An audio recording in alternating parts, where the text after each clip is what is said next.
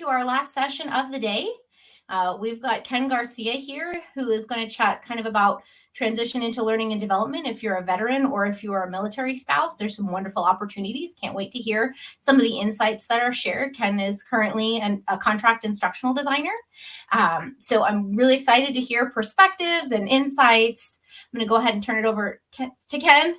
And if you have a question, feed it through the chat, not through the chat, through the Q&A. And we'll definitely get those answered. We've left lots of time to answer those at the end of the session. Yeah, definitely drop your name in the chat. I forgot about that. I got so excited to introduce Ken. I forgot to say drop your name in the chat and say hi. All right, Ken, I'm going to mute myself and let you take it away. All right, perfect. So first of all, good evening, everybody. Good evening, friends. And did want to say a special thank you to Abby and Luis and everyone at TLDC for hosting this event. It's free. It's a nice little venue for people to kind of learn a little bit more about learning and development. So special thank you to our hosts and everyone who's attending. So I am going to start sharing my slides.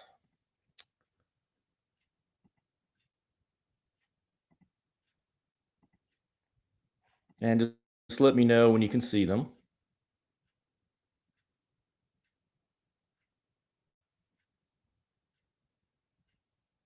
Okay. All right, perfect. Thank you, Mark. All right, so tonight's topic is about veterans and military personnel. So service members who are transitioning, our veteran community. Have we ever thought about a career in learning and development? So kind of the purpose, when I thought about this discussion was just to inform our military friends about the possibility of a career in learning and development. So kind of want to answer the question first, like, well, why am I doing this? Well, first of all, I think I just really enjoy helping people. I did something that if someone asks a question like, hey, can I run this by you? I absolutely 100% yes. That's usually my answer. So I really kind of found myself helping teachers transition into instructional design and learning development a few years ago in 2020. Not sure if y'all remember, but teachers were getting worn out. They were getting smoked, and there was a mass exodus of teachers leaving education. So I kind of found myself helping teachers find a new role, and I really enjoyed it. And to this day, I have teacher friends who are still in touch with me. I just got a text from a teacher friend, just kind of let me know what's going on with her. I have like coffee chats with them every now and again, or just text messages or messages on LinkedIn. So we've kind of formed this relationship. And I think it's great. I think it's fantastic.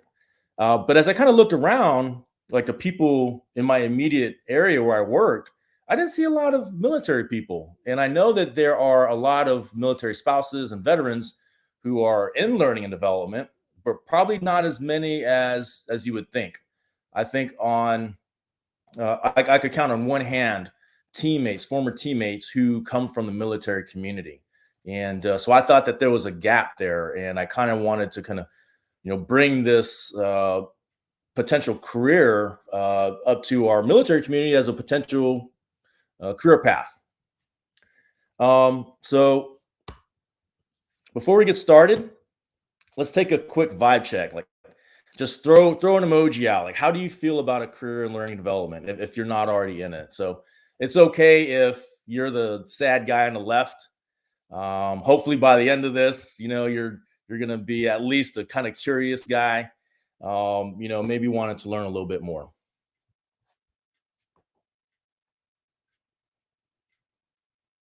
Okay, perfect. Got a little happy face. Oh, got some happy faces. Okay, that's cute. Cool. Yeah, Laney's cool. I know. Nice.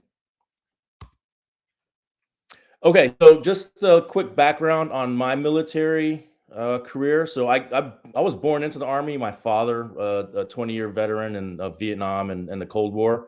So I grew up within the Army, and I followed his footsteps. So I spent 20 years myself in the Army in combat arms as a 19 Delta. I was a cavalry scout. Met my wife overseas in Germany and, started a family.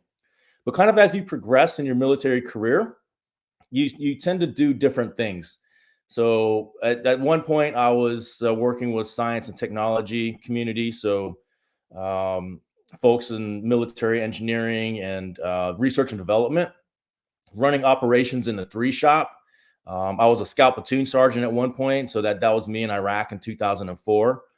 But one assignment that I had that really stood out to me was when I was an instructor. So at Fort Knox, Kentucky, I was an instructor for a small course, and we were teaching young scout platoon leaders and platoon sergeants advanced reconnaissance techniques.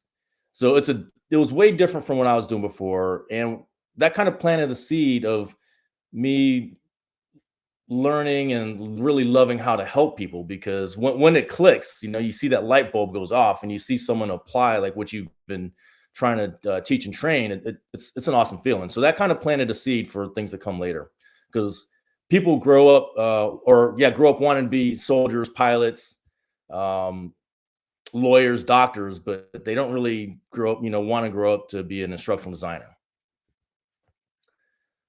So I just want to touch briefly on my corporate career. So still didn't know what I wanted to do when I grew up, but I did know I wanted to work with USAA because they're really kind of catered towards the military community. And I did. My first role outside of the Army was as a claims adjuster for USAA.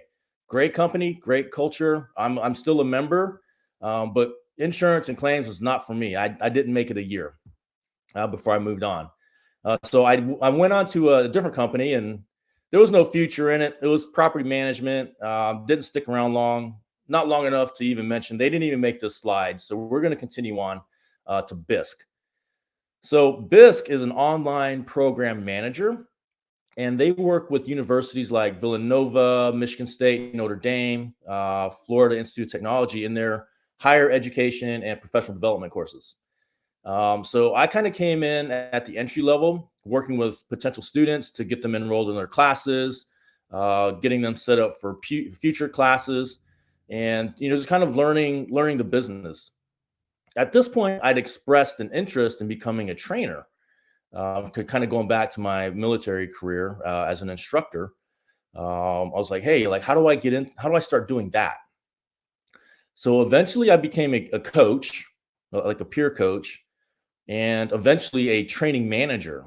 So I was helping some of our new employees in their on the job training. I had them for about 2 months, learning more about the advanced techniques as far as enrolling and taking care of students. At the same time, I had a discussion with the different department of the company. It's called LXD, or Learning Experience Design. And over there, it was like a completely different world, because imagine kind of like a workspace set up like Google. All right. So stand-up desks, walls that were just dry erase where you can just brainstorm ideas. Just a really cool environment.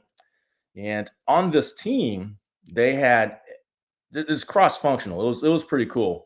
They had learning experience designers, so instructional designers. They had graphic designers. They had multimedia developers, copy editors. There was a video studio where they can film faculty presenting their lessons, and there's also an audio booth where they can record a voiceover, which I did a lot of that. So it was really cool. So I was like, hey, how do I do this? And at the time, it was suggested that I enroll into a master's program and study instructional design. So off I went. And really, I'll tell you, like, you don't have to have a master's degree to become an instructional designer. In my case, that was suggested. But we'll talk about later, like, the different routes. I went to do a master's degree. Not everybody has to do it. But by the end of my program, before it even ended, I'd already started a position in LXD. So I kind of moved laterally and up within the company to kind of become an instructional designer. So there I am. I've been doing that role for about 2 years, and one of my professors from my grad school program reached out to me for a role on her team at Bloomin' Brands. So off I went. So if you're familiar with Outback Steakhouse, Bonefish Grill, Carrabba's Italian Grill, Aussie Grill, Fleming's Prime Steakhouse, we were the organizational learning and development team for those restaurants. And if you've ever worked in a restaurant or in the hospitality business, it's fun. I had a lot of fun and I learned a lot. But here recently, I joined a company called Certinia, and Certinia is a financial technology company. And I've just started this role here recently. Laney's my teammate, and I started in January. So it's something new. So all these other roles before were full time. So I'm talking like full salary, benefits, everything. Well, I'm on a contract now, so it's a little different. I'm starting to dabble my feet into the contract world and the freelance world. So it's just a whole different environment. But that's kind of the direction I wanted to go. So it's exciting at the moment, and we're doing some good things. We got some projects wrapped up this week, so things are looking pretty good. So just wanted to touch a little bit about what is learning development. I think for the most part, a lot of you in the audience, you've been attending some of these sessions, but really, like, what is it, right? I found this article from McKinsey and Company. I love McKinsey. They're a great resource. I've used them for training that I've designed in the past. But really, learning and development kind of sits, maybe in HR, but they kind of look at the organization and how do they grow and develop their people. So you can kind of see develop people capability. So at Bloomin' Brands, for example, we really worked closely with leadership. So we're talking restaurant managers, higher level restaurant leaders, really leadership competency based, behavior change type stuff. All right. And if you have a really good learning program, like a learning culture, then it's easy to motivate and engage your employees, right? Because there's room for growth. Kind of like what I discussed, at my time at BISC. I was able to come in at the ground level and work my way up because there's a learning culture. It's an education company. So the learning and development function kind of feeds into that. And if it's really good, then your people will grow and flourish, right? And then at the top, you see that bubble, attract and retain talent, right? So it's one thing to bring people in, like the good people that you want to keep or bring on board, but it's another thing to keep them, right? So if you have an organization has a really good learning and development function, it'll help with all those different areas. There's a QR code there. If you wanted to read the article, you can. I've got a slide at the end where I'll have all my QR codes up, so you can capture them at the end as well. All right. So I want to talk a little bit about the different roles. And this is an article I found from ATD, the Association for Talent Development. And this isn't the list, it's a list. All right. So, like myself, I was an instructor. All right. So I was okay with standing in front of a group of people and presenting a class, just like our teacher friends. Right. So there's like corporate trainer roles, facilitator roles. That's really kind of like how I entered into learning and development. And then there are instructional designers like myself, instructional designers, learning experience designers. And what we do is we work with our subject matter experts to analyze, design, develop, deliver, and measure the effective training. There's a definite science to learning. And I also think that there's an art to it. So when people ask me what I do, I tell them I'm an expert in the science and the art of learning. And they're like, what does that mean? And then I start a conversation with them. LMS admins, so learning management systems, right? So this is an online platform where a course is delivered, right? And there's someone that has to kind of manage that. So when I do my piece, I usually hand it off to an LMS admin or a tech, and they're the ones who load it up into the learning system. And they manage it, and they can pull reports, and they can track data like enrollment rates. They can check class progress rates, grades. They can pull reports. So if someone's really interested in kind of like a back end, taking care of that technology piece for education, this might be a role for you. E-learning professionals, these are other folks. I mean, this is a big, big umbrella. So I'm talking graphic designers, I'm talking multimedia developers. So people who work with authoring tools like Articulate 360 Storyline, maybe some video editing, Camtasia, Vion, the Adobe Creative Cloud. These are probably experts at developing, like actually building a learning piece. Like I can do a little bit of it, But I'm more better, or I'm more of an expert on the front end of designing learning. But there are so many different roles here that if someone was interested in like graphic design, that's probably the area you probably want to look at. Everything next, learning development managers, you kind of have to grow into that position. Once you become like an established instructional designer, you're probably looking at, 8, 10, 15 years of experience. There are other HR and organizational development professionals. So we're talking like our recruiting staff. We're probably talking about our diversity, equity, inclusion staff that maybe sit under HR. And of course, the HR team. So the human resource coordinators, the people who are tracking pay and benefits, time cards, handling employee complaints. Honestly, I mean, it's a people business. So, people bring they bring their issues. Well, HR, they handle that. The two bottom bullets, talent development directors and executives, those are some higher learning or a higher level of folks who probably at least have a master's, if not a doctorate. Every director I've worked with has had a doctorate's degree in education or leadership, as well as the top learning person. So the chief learning officer. So they're the person at the very top of the organization, where L&D probably falls under. Do want to mention that in all these roles, you can probably find them in a corporate environment. You can find them in government, both federal, state, local, as well as nonprofit. And if you're a freelancer, then you could probably have this role in any one of these environments. You might be on a contract with a nonprofit and simultaneously might be working with a SME in a higher education university type role. So what I'm saying is there's a lot of roles, a lot of different environments, plenty of opportunities. All right. So what does our military community bring to learning and development? I'm saying talent, man. It's talent.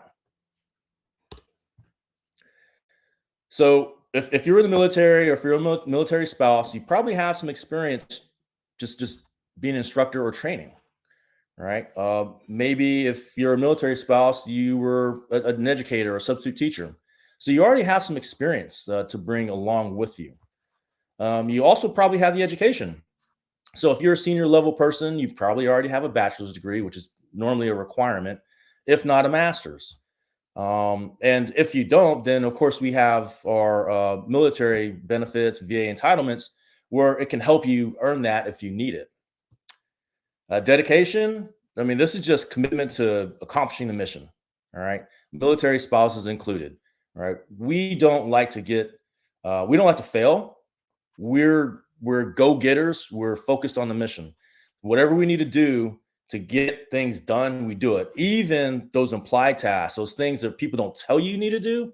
If I need to do A, I also understand that B and C need to get done. So those are my implied tasks. I'm not just going to let them sit. I'm going to make sure those get done so I can do A. That's already kind of ingrained in us. Discipline. That's just from day one being in the military, right? So like no one probably has to tell a military person, I got to pick up the kids. I got to get dinner ready. Got to walk the dog, wash the car, drop off the kids, put them to bed, right? It's going to happen, right? Because it's just a part of our daily nature. Those last two in the military, constantly training. I think I spent more time training for operations than actually executing them. And after every training event, we hold what's called an after action review, an AAR. So what went well, what didn't go so well. So 3 ups, 3 downs. And those are the sessions to capture lessons learned to apply for next time so that we can continuously get better. So all these things the military community has, right? I know you know it, but these are tangible qualities, skill sets that will translate into learning and development. All right, so who's getting excited? Let's start talking a little bit about the pros of being in LND. So one is rewarding. Like I just mentioned that in my short time here, Lainey and I, we're making an impact. All right, we've got some things done this week. It's Thursday, and we got some things done. I feel good at the end of the day saying, yeah, like we're chipping away at it. It might be a little bit of a struggle, but we're getting it done. There's no feeling like it. All right. And if you're coming from the military, you understand that. So it's a very rewarding career. I'm not saying, it's going to be just rainbows and butterflies all the time, because it's definitely not. But at the end of the day, I usually feel good about what I'm doing. Salary, it's pretty good. I'm not saying you're going to get rich off of it, but it pays the bills. So it's pretty competitive. And also, if you're kind of like in my position where I have a military retirement and VA disability pay, it helps, right? So it helps. So it's a comfortable way to make a living. Transferable once you're established. What I mean by that is like once you kind of get into L&D and you've got a couple years under your belt, maybe you've done a couple different roles. It's easier for you to move around now because it might be you might have that hurdle entering, getting your door or getting your foot in the door as far as L&D is concerned. But once you're in, then you can move around fairly easily. Also, like I've had all my roles either remote, hybrid, or on site. I've done all three, and there are pros and cons to every single one of them. Currently, I'm remote. I'm enjoying it, but I do miss like my friends in the office. Previously at Bloomin' Brands, I was doing a 3-2, so I was in the office 3 days a week, and twice at home. Did have a commute, but at Bisc I was a little bit of both. But at one point when I was a coach slash training manager, I was on the either on the floor or in the classroom. I want to say that the bottom line there, this community of professionals, it is the most helpful group. Like ever since I've been around L&D folks, instructional designers, hands down, willing to help. I mean, you see it this week. I mean, no one's getting paid to do this, right? But people are coming here to help others. And if you have a question on a project, I have friends, I have homies where I can like just text them, hey man, you got a minute to talk about something? I want to kind of get your ideas on like how to make this work. What you think? Right. So this is really hands down one of the best groups of professionals I've ever been around. I would say to a point where you might you might get too much help. So you kind of have to balance it out, right? If you ask 5 people, you're gonna get 5 different opinions, all meaning well, but you just gonna have to like watch your engagement sometimes and just kind of manage that on your own.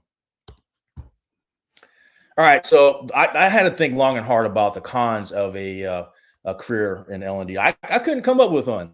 I don't know, maybe y'all can, but the only thing I could come up with is maybe there's a bad culture or you got a bad manager, but that's everywhere. It's not specific to learning and development. So I don't know. I can't really think of a bad thing.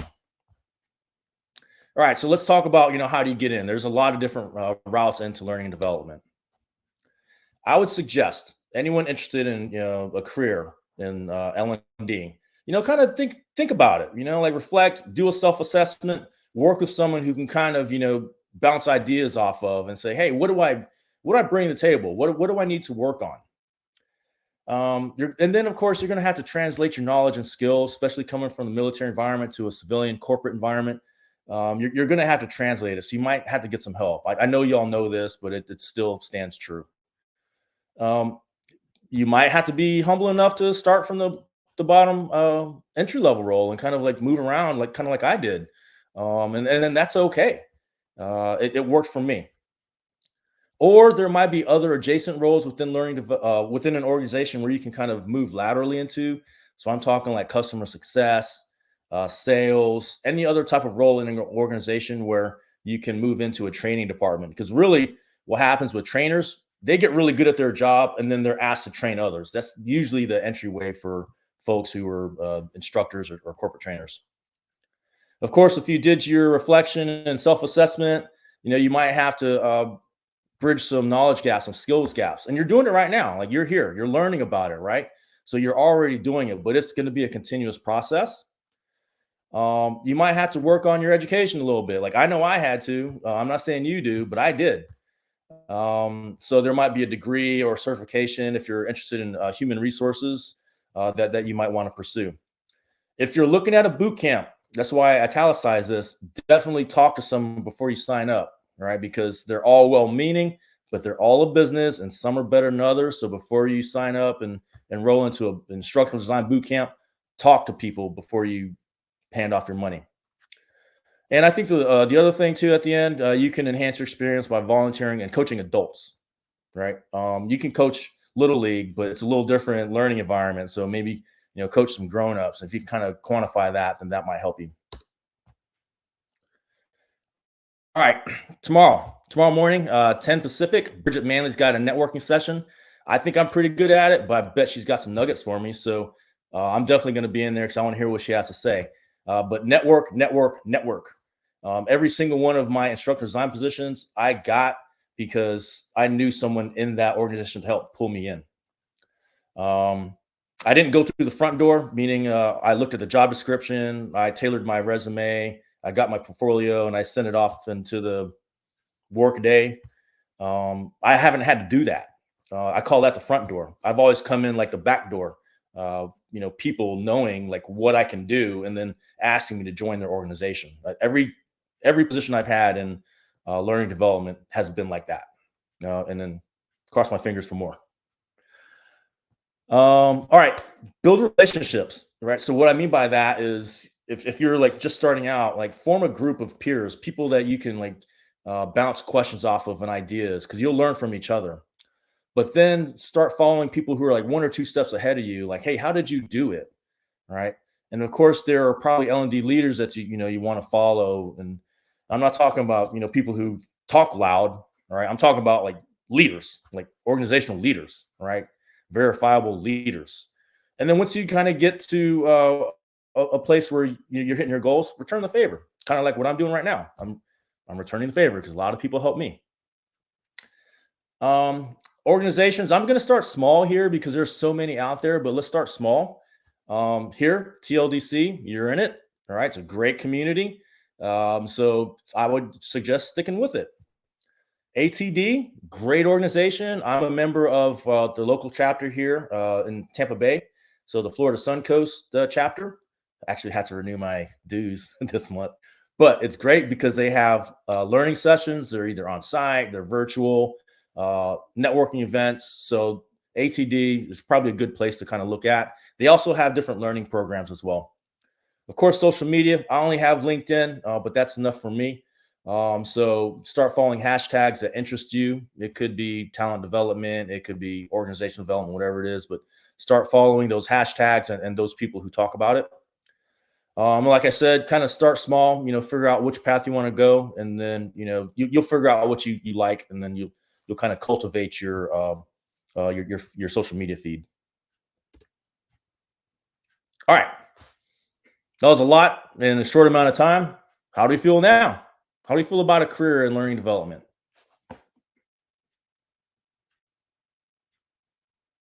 Cool. All right, bunch of cool guys. Oh, that's awesome. Yeah. Like I said, I mean, it's a rewarding career. There's so many opportunities, so many different directions you can go. If you're a military spouse, it's transportable, right? So if you're in a remote role, then you could probably take this moving from Fort Belvoir, Virginia to Fort Knox, Kentucky, right? So I think that's one of the benefits that this career field has. I will say that some of those remote roles, like in 2024, they're kind of not as prevalent as 3-4 years ago, but they're still there, but they're competitive. So you're going to have to do the work. So we're going to go to Q&A. I've seen some in the chat. Abby's going to help me out. She's going to queue them up for me. And then we'll discuss it. But I'm going to just let this last slide hang. So if you didn't get to some of those articles I had previously, QR codes here, I got hyperlinks so that you can get to them. You can save them. My LinkedIn profile is right there. So if we're not connected, then definitely would be happy to connect with you and, answer questions or just learn from you as well. Definitely. Thanks so much, Ken. That's really insightful, and kind of just remembering that you don't have to figure it all out today to just take one small step and figure it out from there. It's about not forgetting what your goal is and then setting those small steps, just like you do for students, right? You know the long-term goal, and here's the chunking we're going to do to get to our end goal. And sometimes when you're down in it and you're frustrated, it's hard to remember. So don't forget to ground often in your purpose and your why. It really does help on those days that you just don't feel like you're getting anywhere. So we've had a lot of interesting just kind of comments. I didn't see any questions go through per se. There's a lot of discussions around boot camps. I definitely will say they're not for everybody. I'm not saying they're not for some people. Some people need the structure, but I just say do your homework. They're a lot of money and they don't guarantee you a job. So that's kind of the realistic expectation, knowing that if you're transitioning a career, it's not something that happens overnight. It happens over months and months. So I'm a big proponent of finding kind of that in between, finding your space to get your foot in the door. There's nothing wrong with finding kind of that more lateral entry to get you where you want to go. I know we all wish we could just have our dream job magically appear, but we got to manage our expectations. So 100%. did anybody have a question for Ken? A comment? I know Ken's graciously offered to hang out at a table after this, so you're welcome to continue the conversation. Yes, Clea. My dream job is early retirement. There you go. You better buy a Powerball ticket or something. Or you find the money tree. I'm still looking for it. I haven't found it yet. Yeah, you can't win if you don't play. That's true. That's true. And yeah, getting out and enjoying your life. Definitely not forgetting that work-life balance. I know, Clea, I'm going to call you out here because I know you gave me that good advice, which is just don't spend all your time looking for jobs. Spend some time and then make sure you get out and you do something that makes you happy. You know, it kind of helps you feel better, like your whole life hadn't got sucked away in front of the computer writing your resume. So don't forget to get out, and what did Ferris Bueller say it? You got to stop it every now and then, because otherwise life has passed you by and you just kind of forgot to enjoy it. Oh, looks like we had a question pop through. Cindy was wondering, what do you find most challenging about the work? Yes. I think that there are so many different ways to go about it, right? There's not one right answer. So on a previous team, there's like several different instructional designers, and we had like several different ways of coming up with a learning solution. So I think that is tough, because we're all just well-intentioned, but like, what is best for the learner, right? What's the best solution? And being best doesn't mean it's going to be the right one, because you might not have the time, you might not have the resources available to do what you really want.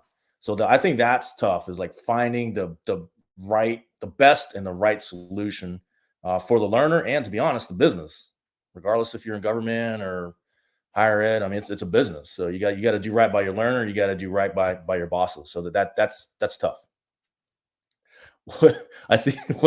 What's your L&D jam? This is Lainey. She had this topic the other day. So I think I'm still kind of figuring it out. I've been able to do a little bit of everything, and there's still more. So like, I haven't done government work, I haven't done nonprofit work, I haven't volunteered. I know some folks have volunteered for like the ASPCA or Red Cross doing, working on training. So I'm kind of figuring it out. I'm really starting to enjoy the contract world a little bit, but it's so new, so I'm still learning. But I would say probably, I would say my time at BISC was very rewarding, because I grew so much and I got to do a lot of different things, and the company believed in me. So I would say that's my jam, like my short amount of time I have as an instructional designer. But yeah, stay tuned, Lainey.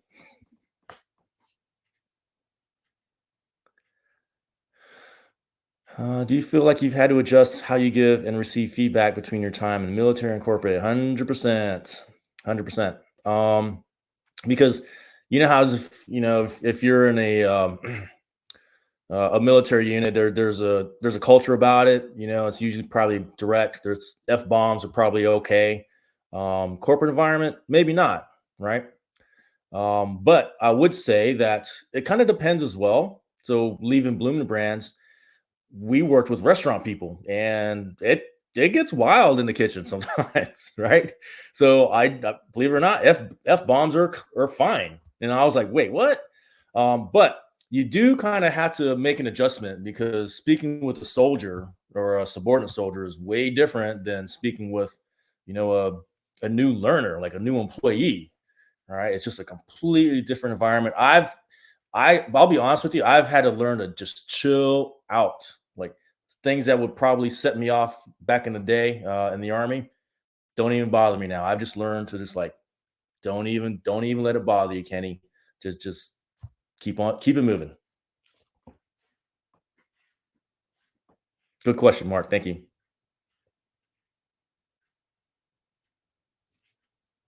If you had unlimited funds to pursue it course, our program to upskill today, what would it be? Oh man. I am not good at Adobe Creative Cloud. None of it. To me, it's hard. And it's always been a challenge because I've had access to the Creative Cloud just about every stop. And I am not good at it. And it's a waste of company money because I can't use it. So I would probably I've tried teaching myself and it doesn't work, right? So I'd probably have to like enroll into, some type of course where someone is literally showing me all these little buttons in Adobe, like this is what it does. Oh, you're trying to do that? Well, it's hidden over here in this little menu. I need someone to show me how to do that. And I'm talking like all of it. Photoshop, Illustrator, InDesign. I don't even want to talk about Premiere Pro. It's just hard to me. So that whole suite of authoring tools, yeah, I need some help. Thanks, Cindy. That was a tough one.